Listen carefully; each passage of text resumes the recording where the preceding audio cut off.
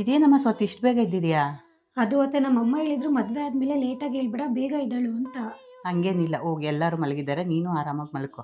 ನಾನು ತಿಂಡಿ ಮಾಡ್ತಿದ್ದೀನಿ, ತಿಂಡಿ ಆದ್ಮೇಲೆ ನಿನ್ನ ಎಬ್ಬರಿಸ್ತೀನಿ. ಅತ್ತೆ ನಾನೇ ಮಾಡ್ತೀನಿ ಬಿಡಿ. ಇಲ್ಲ, ಹೋಗು, ನೀನು ಆರಾಮಾಗಿರು.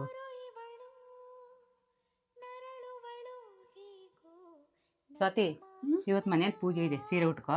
ಅದು ಅತ್ತೆ ನನಗೆ ಸೀರೆ ಉಟ್ಕೊಳಕ್ ಬರಲ್ಲ. ಸೀರೆ ಉಟ್ಕೊಳಕ್ ಬರಲ್ವಾ? ಸೀರೆ ಉಟ್ಕೊಳ್ಳೋದು ತುಂಬ ಈಸಿ, ನಾನು ನಿನಗೆ ಹೇಳ್ಕೊಡ್ತೀನಿ. ಪೂಜೆ ಆಗೋವರೆಗೂ ಸೀರೆ ಉಟ್ಕೋ, ಆಮೇಲೆ ನಿನ್ಗೆ ಯಾವ ಬಟ್ಟೆ ಇಷ್ಟ ಆಗುತ್ತೋ ಅದನ್ನ ಹಾಕೋ, ಆಯ್ತಾ? ಸರಿ ಅತ್ತೆ, ಆಯ್ತು. ಸರಿ, ಆಯ್ತು. ಅತ್ತೆ ಎಲ್ಲರದು ಊಟ ಆಯ್ತಲ್ಲ, ಪಾತ್ರೆಗಳಿದೆ, ಪಾತ್ರೆ ಬೆಳಗ್ಬಿಡ್ಲಾ? ನೀನೇ ತೊಳಿತೀಯ, ಕೆಲ್ಸದವ್ರು ಬಂದು ತೊಳಿತಾರೆ ಬಿಡು. ಏನು ಇನ್ನೂ ಕೆಲ್ಸದವ್ರು ಬರ್ತಾರಾ? ಹೌದು, ಯಾಕೆ? ಹೇಗಿದ್ರು ನಾನಿದ್ದೀನಲ್ಲ, ಕೆಲ್ಸದವ್ರು ಯಾಕೆ? ನೀನು ಈ ಮನೆ ಸೊಸೆ, ಕೆಲಸದೋಳಲ್ಲ. ಕೆಲಸದವ್ರು ಬಂದು ಕೆಲಸ ಎಲ್ಲ ಮಾಡ್ಕೊತಾರೆ, ನೀನು ಹೋಗಿ ರೆಸ್ಟ್ ಮಾಡು. ಸರಿ. ಸ್ವಾತಿ, ಅಡುಗೆ ಮಾಡ್ತಾ ಇದೀಯಾ? ಹೌದು ಅತ್ತೆ, ಟೇಸ್ಟ್ ಮಾಡಿ ಹೇಳಿ ಹೇಗಿದೆ. ಸರಿ, ಆಯ್ತು.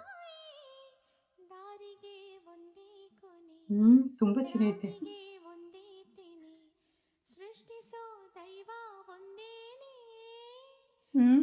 ಚೂರು ಚೆನ್ನಾಗಿಲ್ಲ. ನಮ್ಮ ಅತ್ತೆ ಯಾಕೆ ಹಿಂಗೆ ಹೇಳಿದ್ರು?